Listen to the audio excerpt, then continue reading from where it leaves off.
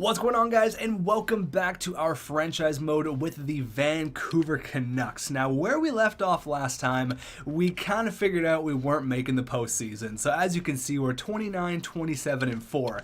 Now, our division's pretty close. I mean, we could sneak in there to a wild card spot. We really could. But at the end of the day, I just don't think it's going to happen. Like you can see, where are we? We are currently like right here. Like, it could happen. It very well could happen, but I'm going into this thinking that we're not going to be a playoff team. Now you can see here we're 25th in the NHL. It's not going to happen. All right, that would be like the most slim chance ever that we slip into a wild card spot because I just can't see it happening. But where we are right now, we're in a good-ish position. I should say good-ish because it looks bad on paper, but for next year and the year after, we're looking good because we're 25th in the NHL. You see there all the way in the 8th spot, you got the LA Kings with 47 points. Now, we have their first round pick this year because they are absolutely insane, and they traded a first and a third, I'm pretty sure, for Thomas Vanek. So that was ridiculous. We offloaded a 36-year-old forward for a first and a third. That was the best trade I ever made. Then in the last video, we shipped off, who did we ship off? We shipped off Troy Stecher and Tanner Pearson, and Tanner Pearson was pretty much a free player, and that was for Will Butcher. Now, I got some comments, people saying Butcher shouldn't be a defensive defenseman, change Butcher to an offensive defenseman. Now, I agree with you 100% because he has 16 goals right now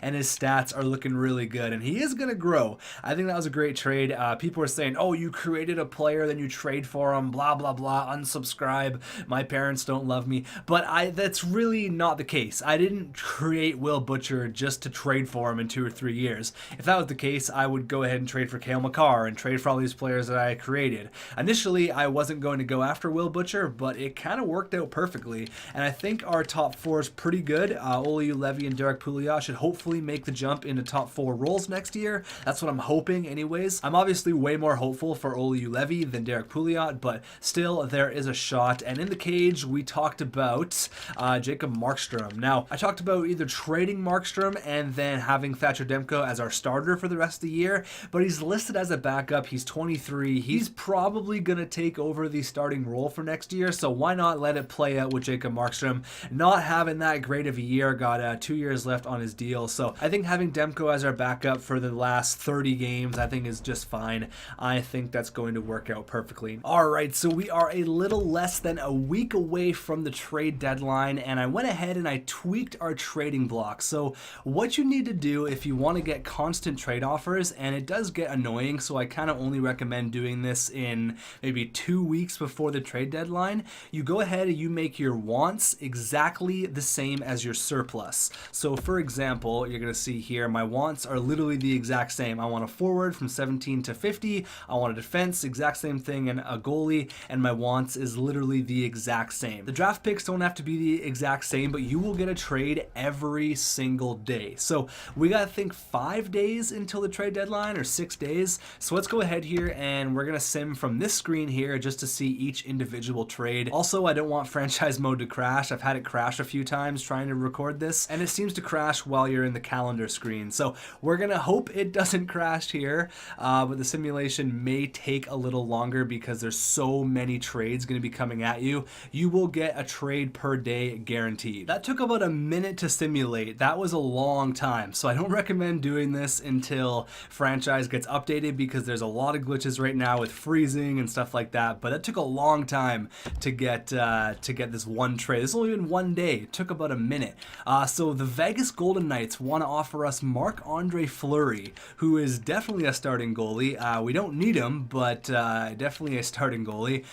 Kevin Gravel, I think his name is. He is a top 6 defenseman, 26 years old. We don't need him. And Chris Kunitz, the Team Canada savior, 4-time Stanley Cup champion for Marcus Grant. Granlund and Will Butcher. Give me some logical reason why I would ever make this trade. Also, I said I made Will Butcher an offensive defenseman. I lied. I made him a two-way defenseman because look at his defensive category, look at his senses. He's not just an offensive defenseman. He is definitely a two-way guy. So again, the simulation takes forever. I'm going to have to keep cutting it if it takes about a minute per. Johnny Oduya, I don't need Johnny Oduya. We got Arbamov. Okay, Arbamov is someone I want to talk about now that we have him up here. Arbamov is listed as a third-line scorer. He's 79 overall. His stats are definitely NHL ready. I don't think I'm going to bring him up this year because there's only, what, like 18 games left in the regular season. I think I'm going to wait, and I think he's going to be on our team next year. But now we have too many wingers, so I need Daniel to retire because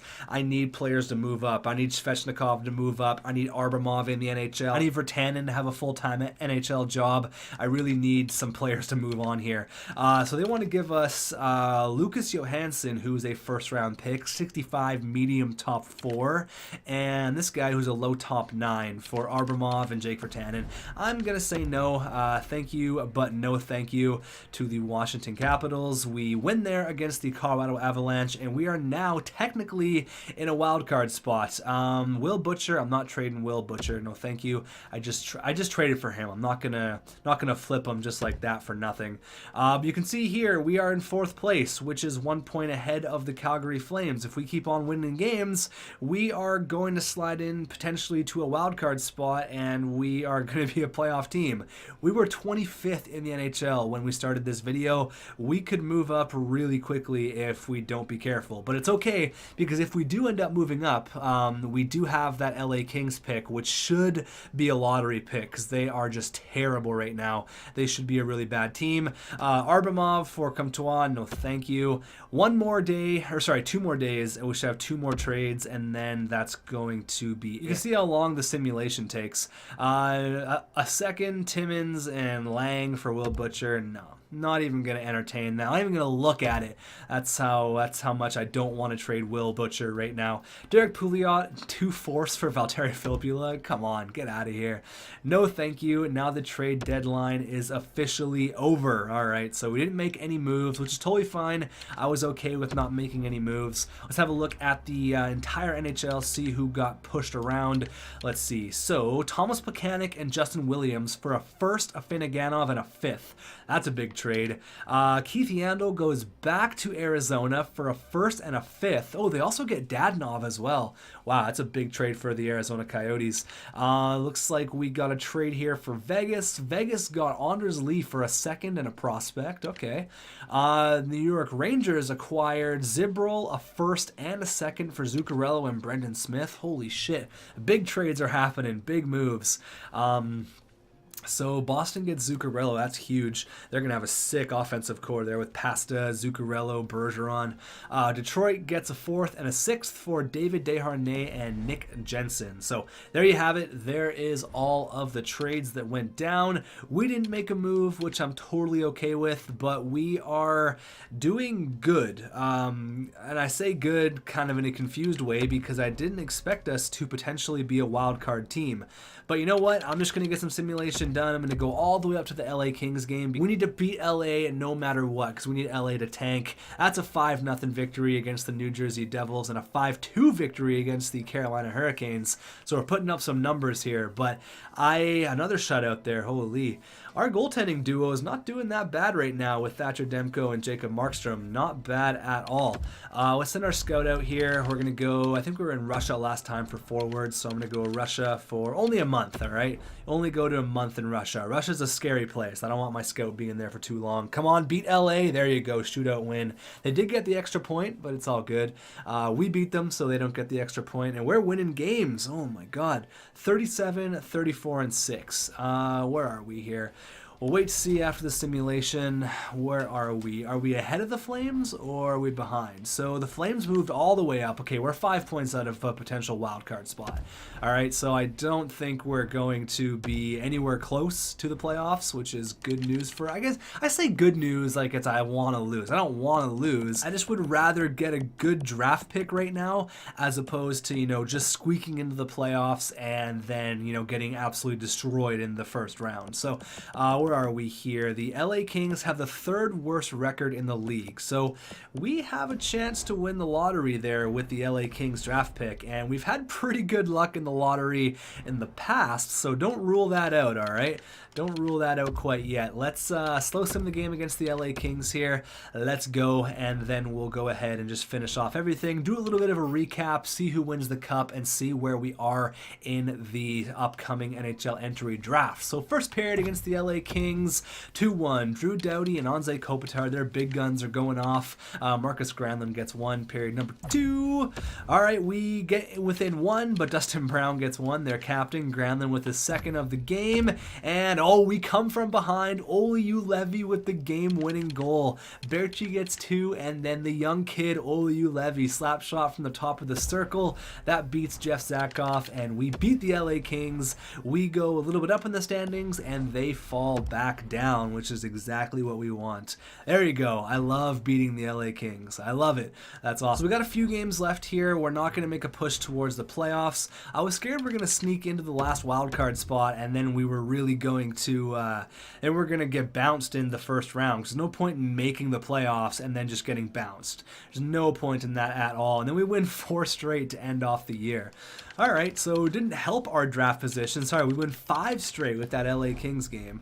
I didn't expect to win 4 straight there. It kind of hurt our lottery position a little bit since we bounced over the San Jose Sharks, but we didn't make the postseason, and that is okay with me because next year I know for a fact we're going to be a dangerous team. So Kyle Turris led the way with 66 points. Sven Berchi right behind him with 62. That's nice to see.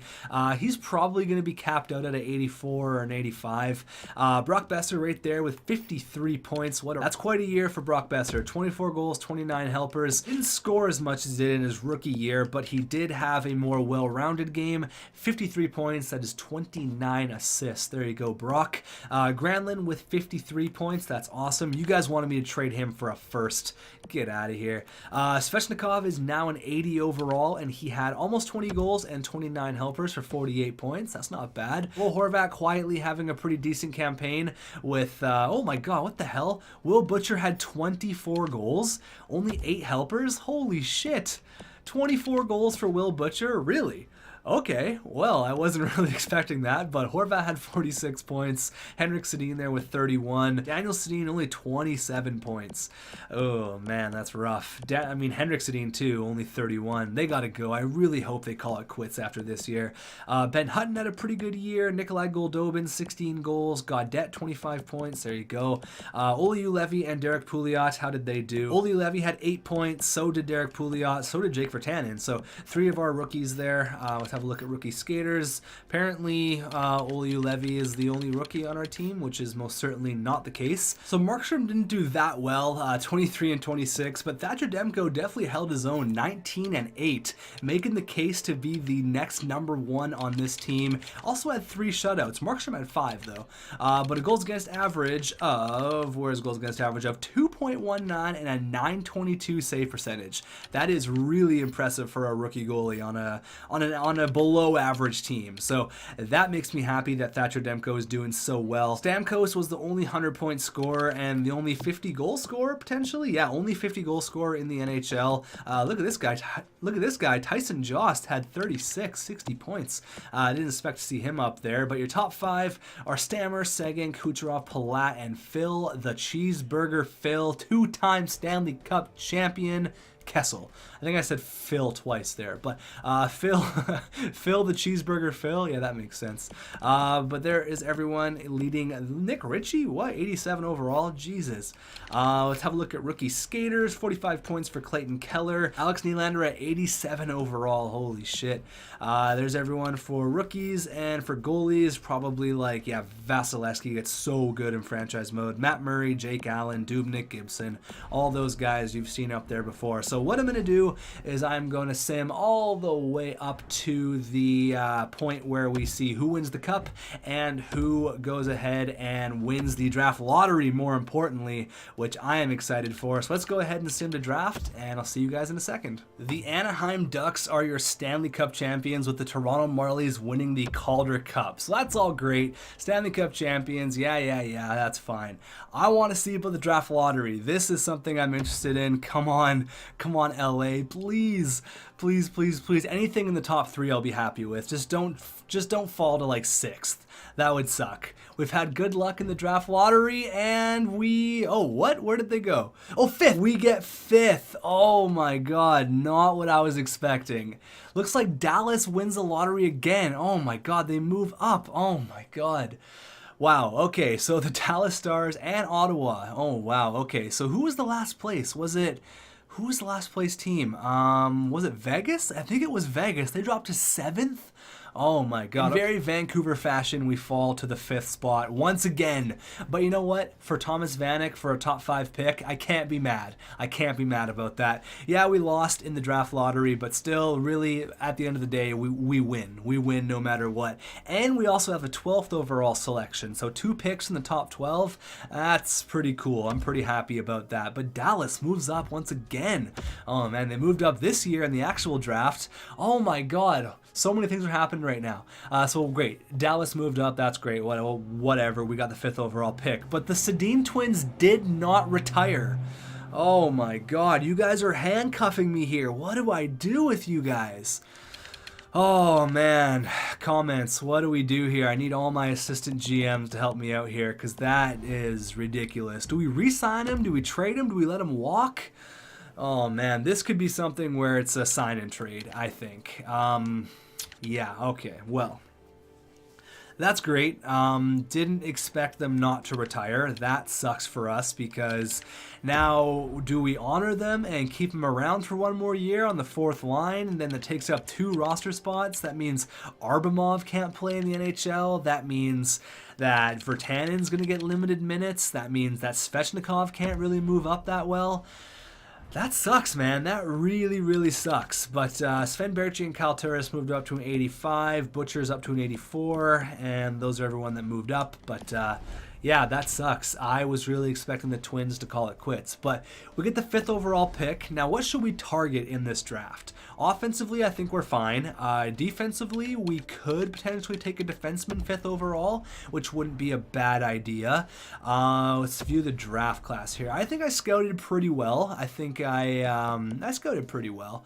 So there's a few players that I create, or I guess one player in this draft, which is Jack Hughes. He is obviously a potential top pick for the 2019 draft, so I created him. Everyone else here is either randomly generated or they're actual players. Igor Zapp, what a name. 6'5", 225 grinder, a top 5. Holy. Okay, so let's have a look here. There's a lot of Americans out there. Holy shit. Americans are taking over, man. Look at all the Americans. Oh my God, the Americans are taking over. Holy shit. So there's 3 elites. Could be a weak draft, so I think we're on the outside looking in here. If you guys can let me know what you think we should do. I don't see any defensemen, even in the top 10, so we may have to go ahead and take a forward. So goalies, is there any franchise goalies out there? No, I see a medium elite guy. Alright, so unfortunately we dropped to 5th, but it's still a win. Thank you, Thomas Vanek. Thank you very much. And unfortunately, Daniel and Henrik did not sign. So we got some stuff to talk about in the comments. What do we do in the draft? What do we do about the Sedin twins? Should we take a forward? Should we take a defenseman?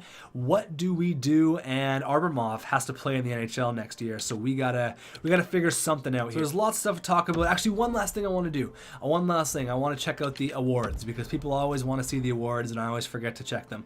Stanley Cup went to Anaheim. The President's Trophy went to Tampa Bay. It was Anaheim and Carolina in the Stanley Cup Finals. Wow.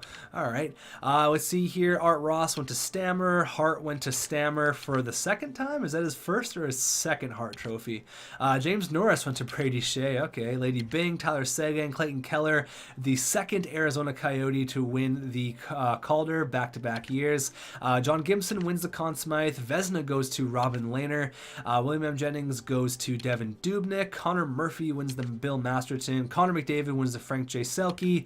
Ted Lindsay goes to Steve Stamkos, as well as the Rocket Richard Trophy. So that's going to be it for me, guys. Thanks for watching. Let me know what we should do in the comments about all of our issues we got to deal with right now, and I will see you guys at the draft.